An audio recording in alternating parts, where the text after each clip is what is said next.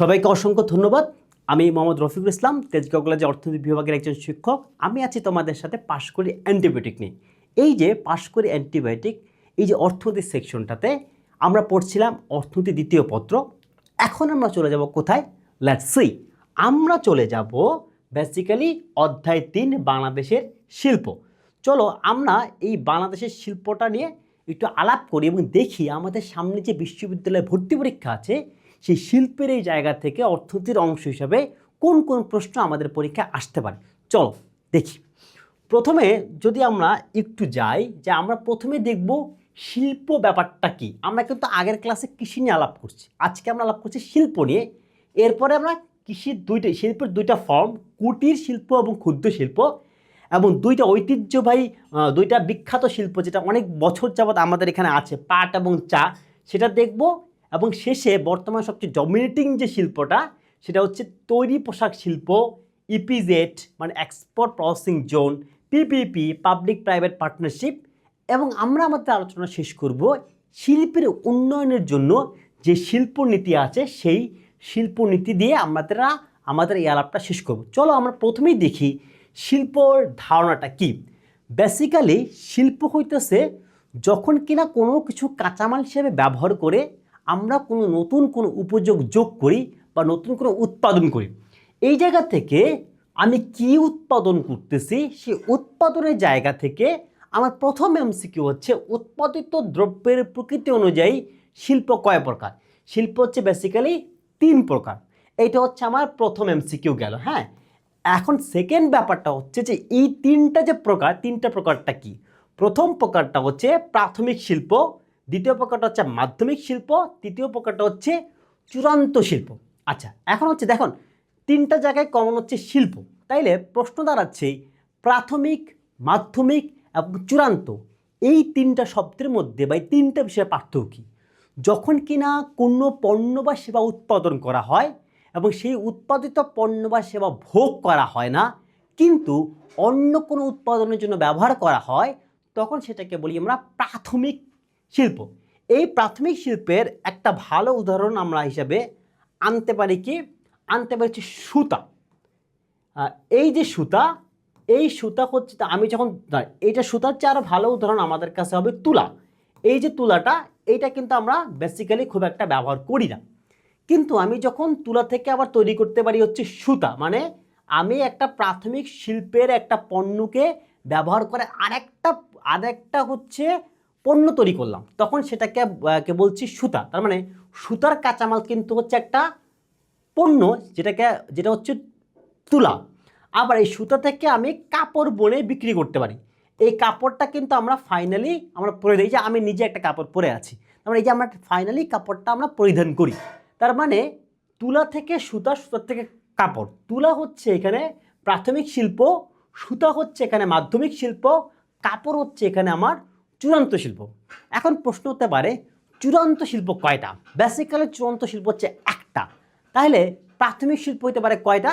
প্রাথমিক শিল্প হতে পারে একটা, কিন্তু মাঝখানে মাধ্যমিক শিল্প হতে পারে অসংখ্য। তার মানে যদি পরীক্ষার দিকে তাকাই, এখানে প্রশ্ন আসতে পারে এইভাবে যে শিল্পের প্রকারভেদগুলো কি কি। সেকেন্ড কোশ্চেন আসতে পারে যে একটা উদাহরণ দেওয়ার পরে যদি প্রশ্ন খুব ক্রিটিক্যাল করে, তাহলে উদাহরণ দেওয়ার পরে একটা তোমাকে জিজ্ঞাসা করতে পারে যে এইখান থেকে কোনটা মাধ্যমিক শিল্প, কোনটা প্রাথমিক শিল্প এবং কোনটা হচ্ছে চূড়ান্ত শিল্প। এখন যদি আমি কাঠামোর ভিত্তিতে শিল্পের দিকে তাকাই, তাহলে কাঠামোর ভিত্তিতে শিল্প হচ্ছে বেসিক্যালি কয় প্রকার? 5 প্রকার। এইটা হইতে পারে আমাদের একটা 4 নম্বর একটা এমসিকিউ। এখানে তাহলে কি কি সেটা? কুটির শিল্প, ক্ষুদ্র শিল্প, মাঝারি শিল্প, বৃহৎ শিল্প এবং হাইটেক শিল্প।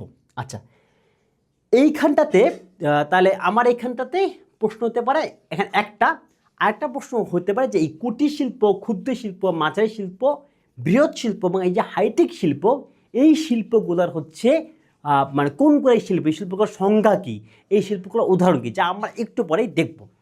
এখন যদি আমরা নেক্সটে যাই, প্রথমে আসতেছি কুটির এবং ক্ষুদ্র শিল্প। এখানে একটু আমাকে বুঝতে হবে যে দুইটা শব্দ, একটা হচ্ছে কুটির আর একটা হচ্ছে ক্ষুদ্র। তাহলে এই দুই শিল্পের মধ্যে তফাৎটা কি? কুটির শিল্প হচ্ছে যেখানে শ্রমিকের সংখ্যা 20 জনের বেশি নয়। ক্ষুদ্র শিল্প হচ্ছে যেখানে শ্রমিকের সংখ্যা 25 থেকে 99, মানে 20 থেকে বেশি, কিন্তু 100 হচ্ছে কম। এখানে দেখো কুটির শিল্পটা বেসিক্যালি, তাহলে প্রথম এমসিকিউ হচ্ছে কুটির শিল্প কয়জন থাকে, সর্বোচ্চ 20 জন। এটা হচ্ছে আমার প্রথম এমসিকিউ। এটা হচ্ছে আমার সেকেন্ড এমসিকিউ। থার্ড এমসিকিউটা হচ্ছে যে সবচেয়ে বেশি মানুষ কোথায়, মানে কোন শিল্পে নিয়োজিত থাকে। বেসিক্যালি সবচেয়ে বেশি কর্মসংস্থান হয় ক্ষুদ্র শিল্পে। এবং মজার ব্যাপার এটা হতে পারে আমার 3 নম্বর এমসিকিউ। কিন্তু চতুর্থ এমসিকিউ যদি খুব ক্রিটিক্যাল হয় তাহলে এই প্রশ্নটা আসতে পারে। সেই চতুর্থ এমসিকিউটা হচ্ছে যে কোন শিল্পে সবচেয়ে বেশি মানুষ নিয়োজিত থাকলেও সেখানে উৎপাদনের পরিমাণ তুলনামূলকভাবে কম। এইটা হচ্ছে আমার ক্ষুদ্র শিল্প। এইখানে তোমাদেরকে একটা ট্র্যাপের কথা বলে দেই, যে একটা ট্র্যাপে তোমাকে ফেলতে পারে। সেটা হচ্ছে যদি বলে সবচেয়ে বেশি মানুষ নিয়োজিত আছে কোন খাতে, তাহলে সেটা হচ্ছে কৃষি খাতে। কিন্তু যদি বলে যে সবচেয়ে বেশি পরিমাণ মানুষ কোন শিল্প খাতে নিয়োজিত আছে, তাহলে ক্ষুদ্র শিল্প, মানে কৃষি খাতে সবচেয়ে বেশি নিয়োজিত কিন্তু শিল্পের ভিতরে সবচেয়ে বেশি মানুষ কাজ করে এই ক্ষুদ্র শিল্পে। এখন যদি আমরা যাই আমাদের কিছু ঐতিহ্যবাহী বা কিছু প্রচলিত শিল্পে, প্রথমে আসি হচ্ছে পাট। এই যে পাট হচ্ছে আমাদের একটা গৌরবোজ্জ্বল মানে অধ্যায়, আমরা সবাই জানি। সবচেয়ে বেসিক কোশ্চেন হইতে পারে যে কাকে সোনালী আঁশ বলা হয়। মানে মাঝে মাঝে বিশ্ববিদ্যালয় ভর্তি পরীক্ষাগুলোতে, স্পেশালি জাতীয় বিশ্ববিদ্যালয় অনেক সহজ কোশ্চেন করে ফেলে, তখন এই ধরনের কোশ্চেন চলে আসতে পারে যে কাকে আমরা সোনালী আঁশ বলি, আমরা পাটকে সোনালী আঁশ বলি। তাহলে আমার প্রথম এমসিকিউটা গেল। দ্বিতীয় এমসিকিউ হচ্ছে বাংলাদেশে প্রথম প্রতিষ্ঠিত পাট কল কোনটা, আদমজি জুট মিলস। এটা হচ্ছে আমার সেকেন্ড এমসিকিউ। থার্ড এমসিকিউ হচ্ছে বাংলাদেশের সবচেয়ে বড় পাট কল কিন্তু বন্ধ হয়ে গেছে, সেটা কোনটা, সেটা হচ্ছে আদমজি জুট মিল। এখান থেকে আমরা 3টা জিনিস দেখলাম। এখন কথা হচ্ছে এই যে আমাদের এক সময় বড় বড় পাট কারখানা ছিল, এই যে বড় বড় পাট কারখানা যে ধ্বংস হয়ে গেল, তার ভিতরে প্রথম কারণটা কি? প্রথম কারণটা হচ্ছে কৃত্রিম আঁশ বা সিনথেটিক ফাইবার যখন উৎপাদন হয় তখন হচ্ছে এই পাটের চাহিদা আমাদের দেশে কমে যায়। এইখানে পাটের সাথে আরেকটা শিল্প আমাদের এখনও অনেক বেশি রপ্তানিমুখ গুরুত্বপূর্ণ শিল্প, সেটা হচ্ছে চা শিল্প। এখানে একটু জিনিস খেয়াল করো যে পাট বলতে আমরা বুঝি গাছ, রাইট, একটা গাছ, সেখান থেকে আঁশ না হয়। কিন্তু আমি বলছি শিল্প। আবার চা মানে আসতেছে একটা চা পাতা থেকে, চা গাছ থেকে, তাকে বলছি শিল্প। কারণ দেখো এইখানে একটা বিষয় আমাদের মাথায় রাখা খুব জরুরি, সেটা হচ্ছে আমরা কিন্তু মানে কাঁচা পাটের হিসাবটা করছি, আমরা হিসাবটা করছি যে পাটের তন্তু বা সুতাটা। চায়ের ক্ষেত্রে চা পাতিটা বা যেটা আমরা খাই সেটাকে হিসাব করছি। তো এই জন্য এর উচ্চ কৃষিতে হলো এর ফলাফলটা হচ্ছে শিল্প। তো এই জন্য আমরা চাকে বলি শিল্প, পাটকে বলি শিল্প, কিন্তু এর কাঁচামাল কিন্তু আস্তে আস্তে কৃষি থেকে। এখন হচ্ছে বাংলাদেশ হচ্ছে চা রপ্তানিতে পৃথিবীতে 12তম। এইটা হচ্ছে আমার যদি 4 নম্বর এমসিকিউ ধরি যে কৃত্রিম আঁশ আবিষ্কারের কারণে আমাদের দেশে হচ্ছে মানে বিশ্বব্যাপী হচ্ছে পাটের একটা চাহিদা কমে গেছে। তাহলে এরপরে পঞ্চম এমসিকিউটা হচ্ছে বাংলাদেশ চা উৎপাদনে বিশ্বে 12তম। ষষ্ঠ হচ্ছে চা রপ্তানিতে বাংলাদেশে হচ্ছে এটা হচ্ছে 7ম। এবং বাংলাদেশে বর্তমানে চা বাগান মানে যেখান থেকে চা তৈরি করা কাঁচামালটা আসে সেই বাগান আছে বাংলাদেশে 167টা। এবং সমতলে চা বাগান আছে কোথায়, এটা আচ্ছা এটা হচ্ছে আমার 7ম এমসিকিউ যদি হয়। অষ্টম হচ্ছে বাংলাদেশের সমতলে কোথায় হচ্ছে চা বাগান আছে, সেটা কিন্তু আমাদের উত্তরের জেলা পঞ্চগড়ে। তাহলে এই নিয়ে আমাদের এখান থেকে 8টা প্রশ্ন আসতে পারে এবং এই প্রশ্নগুলো অনেকটা সাধারণ জ্ঞানের মতোই প্রশ্নগুলা, বেশ কম টেকনিক্যাল। এরপরে আমরা যদি দেখি তৈরি পোশাক, তো বাংলাদেশে এই মোমেন্টে সবচেয়ে বড় যে শিল্পটা আছে মানে সবচেয়ে বেশি মানুষ যে বৃহৎ শিল্পে কাজ করে সেই শিল্পটা হচ্ছে RMG বা রেডিমেড গার্মেন্টস। এখন দেখো এই গার্মেন্টসটা কোন ধরনের শিল্প, এইটা হচ্ছে আমার প্রথম এমসিকিউ। তোমরা হয়তো খেয়াল করেছো যাদের ভাষা ঢাকাতে, স্পেশালি ঢাকার সাভারে, গাজীপুরে, ডেমরাতে বা উত্তরার শেষ দিকে, তারা হয়তো খেয়াল করছে সকালবেলা সবাইকে অনেক মানুষ সকালবেলা 7টার সময় 8টার সময় বের হয়ে এই কারখানাগুলোতে কাজ করতে যায়। তুমি দেখবা যে আপনারা দেখবেন যে এই মানে গার্মেন্টসে মানে অনেক মানুষ কাজ করে, মানে এইখানে শ্রম নির্ভর শিল্প বা শ্রম নিবিড় শিল্প, মানে এইখানে হচ্ছে শ্রমিকের শ্রমটা বেশি লাগে। এখন হচ্ছে বাংলাদেশে সেকেন্ড এমসিকিউটা হচ্ছে বাংলাদেশে প্রথম তৈরি পোশাক রপ্তানি শুরু হয় কবে? সেটা শুরু হয় 1976 সালে। সেকেন্ড এমসিকিউ হচ্ছে কোন শিল্প হচ্ছে সবচেয়ে বেশি বৈদেশিক মুদ্রা আনতে পারে? সেটা হচ্ছে আমার এই রেডিমেড গার্মেন্টস বা আমার হচ্ছে তৈরি পোশাক শিল্প। এটা গেল আমার হচ্ছে 3 নম্বর এমসিকিউ। 4 নম্বর একটা গুরুত্বপূর্ণ এমসিকিউ হচ্ছে সবচেয়ে নারী শ্রমিক সবচেয়ে বেশি কাজ করে কোন শিল্পে? বেসিক্যালি সেটা হচ্ছে আমার এই রেডিমেড গার্মেন্টস বা তৈরি পোশাক খাত। এখন হচ্ছে আরেকটা বিষয় যে বাংলাদেশে এই শিল্পকে প্যাটার্ন করার জন্য দুইটা এক্সক্লুসিভ জোন আছে। একটা নাম হচ্ছে ইপিজেড বা এক্সপোর্ট প্রসেসিং জোন। বর্তমানে বাংলাদেশে এক্সপোর্ট প্রসেসিং জোন আছে 8টা। আরেকটা আছে শুধু ইকোনমিক জোন, সেটাকে বলা হয় ইজেড। তো এইরকম এই এক্সপোর্ট প্রসেসিং জোনটা নিয়ন্ত্রণ করে যে প্রতিষ্ঠানটা, তার নাম হচ্ছে BEPZA, BEPZA, Bangladesh export processing zone authority. আর যেটা হচ্ছে শুধুমাত্র মানে এক্সপোর্ট জোন হিসাবে করে সেটা হচ্ছে বেজা, বাংলাদেশ এক্সপোর্ট, এটা গেলে BEZA, Bangladesh export zone authority. তো এইটা ছিল বেসিক্যালি আমাদের বেবজা বা বেজা বা আমাদের হচ্ছে যে ইপিজেটের আলোচনা। এরপরে হচ্ছে বাংলাদেশে বর্তমানে আরেকটা বিষয় খুব বেশি জনপ্রিয় হচ্ছে, সেটা হচ্ছে পিপিপি, মানে যেটা আমরা আগেও আলাপ করেছি, সেটা হচ্ছে পাবলিক প্রাইভেট পার্টনারশিপ। মানে এই ধরনের পার্টনারশিপ বা এই ধরনের প্রতিষ্ঠানগুলোতে যেমন পাবলিক ইনভেস্টমেন্ট থাকে সেরকম প্রাইভেট ইনভেস্টমেন্টও থাকে।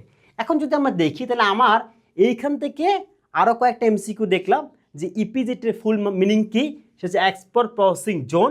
এরপর দেখলাম যে আমাদের ইপিজেড কয়টা আছে, 8টা পিজেড আছে। এরপরে আমরা দেখলাম পিপিপি এর পূর্ণরূপ কি এবং এই পিপিপি আসলে কোন উদ্দেশ্যে তৈরি হয়। সেই উদ্দেশ্য হচ্ছে বেসরকারি খাত থেকে আমরা পুঁজি বিনিয়োগ করার জন্য। এরপর যদি আমরা শেষ স্লাইডের আগের স্লাইডে যাই, সেখানে আমরা দেখব শিল্পনীতি কোনটা। স্বাধীনতার পরপর বাংলাদেশে বেসিক্যালি 7টা শিল্পনীতি ঘোষণা করা হয়েছিল। পরবর্তীতে আর একটা যোগ হয়ে 8টা হয়, কারণ 2016 সালে যে শিল্পনীতি করা হয়, তারপরে 2022 সালে 4th ইন্ডাস্ট্রিয়াল রেভলিউশন 4IR এইটাকে প্যাটার্ন করার জন্য আমাদের এখানে আরেকটা শিল্পনীতি তৈরি করা। তো এখানে যে পরীক্ষায় যদি 8 থাকে উত্তর দেবা 8, পরীক্ষায় যদি 7 থাকে উত্তর দেবা 7। যদি পরীক্ষায় বলা হয় সর্বশেষ শিল্পনীতি কোনটি, 2022 অপশন থাকলে 2022 দিবা, যদি 2022 অপশন না থাকে তাহলে তোমরা 2016 দিবা। তার মানে এখান থেকে আমরা দুইটা এমসিকিউ শিখলাম যে মোট কয়টা আছে একটা এমসিকিউ, আর সেকেন্ড হচ্ছে সর্বশেষ হচ্ছে কয়টা কোন সালে শিল্পনীতি প্রণীত হয়, সেটা 2016 সালে। আরেকটা জিনিস দেখলাম যে 2022 সালে যে শিল্পনীতি আছে 3 নম্বর এমসিকিউ, তার উদ্দেশ্য ছিল চতুর্থ শিল্প বিপ্লব বা 4IRকে মোকাবেলা করা। এখানে আরও একটা জিনিস দেখি, এই যে 4IR যে বলছি যে কথাটা, এর ফুল মিনিং কি? ফুল মিনিং হচ্ছে 4th ইন্ডাস্ট্রিয়াল রেভলিউশন। আচ্ছা, এরপরে আমরা আরেকটা এমসিকিউ দেখব, পঞ্চম এমসিকিউ, সেটা হচ্ছে শিল্পনীতি, প্রথম শিল্পনীতি কত সালে আমাদের দেশে আসে? প্রথম শিল্পনীতি আমাদের দেশে আসে হচ্ছে 1982 সালে। এরপরে আমরা শেষ শিল্পনীতি দেখি যে বাংলাদেশ শিল্প খাতের প্রধান চালিকা শক্তি হচ্ছে বিদ্যুৎ এবং গ্যাস, কারণ গ্যাস এবং বিদ্যুতের একটা সর্বোচ্চ ব্যবহার আমাদের যে বর্তমান শিল্প প্রতিষ্ঠানগুলো আছে সেখানে দেখা যায়। এইবার আমরা একটু আসি শেষ এমসিকিউতে, মানে একটা প্র্যাকটিসে, যেটা আগেও বলেছি, যদি পরীক্ষায় 2016 থাকে তাহলে 2016 দিবা, যদি পরীক্ষায় 2016 না থাকে, যদি সেখানে 2022 থাকে তাহলে 2022 দিবা। একটু বলে রাখি যে 2022 থাকলে 2016 দিবা না, কিন্তু যদি 2022 না থাকে তাহলে 2016 দিবা।